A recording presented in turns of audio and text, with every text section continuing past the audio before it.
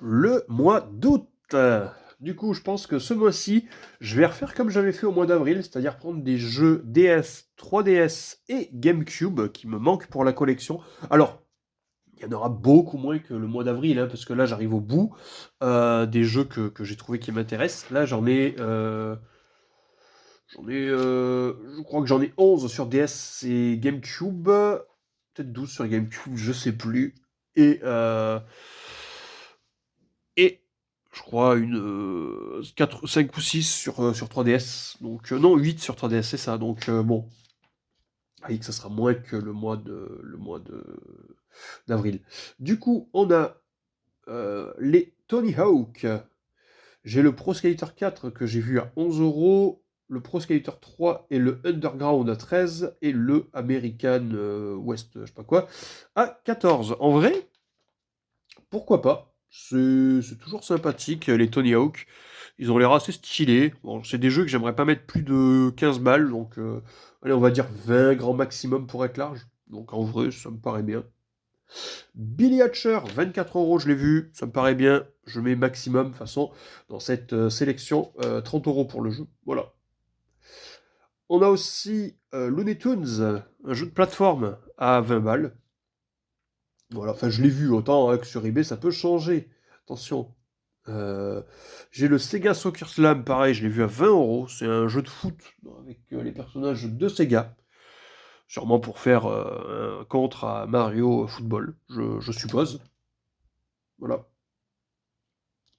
Le Snugler Gun, voilà. Un jeu de course où il faut tirer et détruire ses ennemis. Je l'ai vu à 21 €, c'est un jeu de Rockstar Game. Pourquoi pas, ça peut être rigolo. Et enfin sur GameCube, on a Donald Quack Attack. Un jeu de plateforme avec Donald. Je l'ai vu à 30 €, il n'est pas très courant celui-là. Mais voilà, je mets pas plus de 30 €. Si un jeu de cette sélection, je le vois à plus de 30 €, je le prends pas. Ensuite, on a la DS. Là aussi, c'est 20, DS 3DS, c'est 20 € maximum. Voilà. Donc là, j'ai vu Star Wars, The Clone Wars, enfin la Lego. Je l'ai vu à 8 € et le Réveil de la Force à 7 € en complet, donc c'est plutôt cool. F1 2011, jeu de Formule 1 sur 3DS, à 14 € quand même. Un peu cher. Lui, je vais voir pour le coup, parce que un peu chéros. Bon, après, c'est le seul jeu de F1, donc à voir.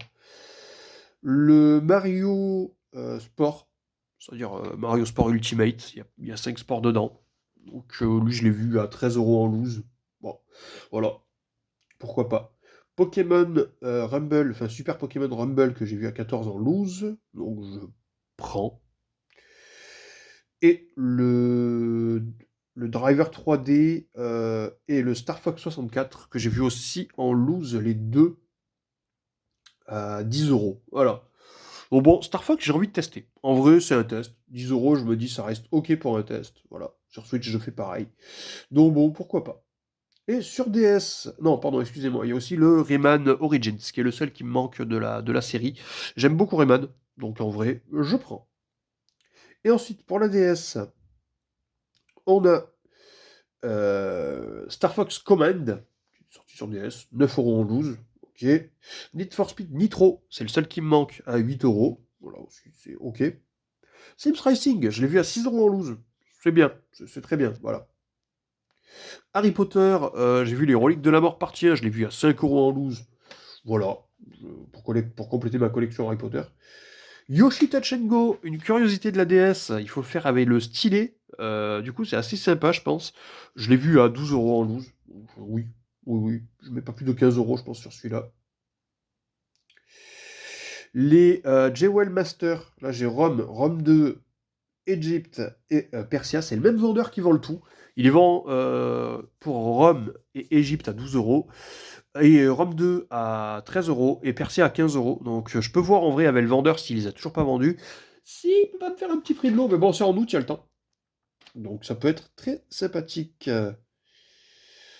On a également le Ratatouille et le Toy Story 3. En vrai, c'est pourquoi pas. Voilà, je les ai vus à 8 et 9 en complet. C'est pourquoi pas. Ça, c'est une curiosité.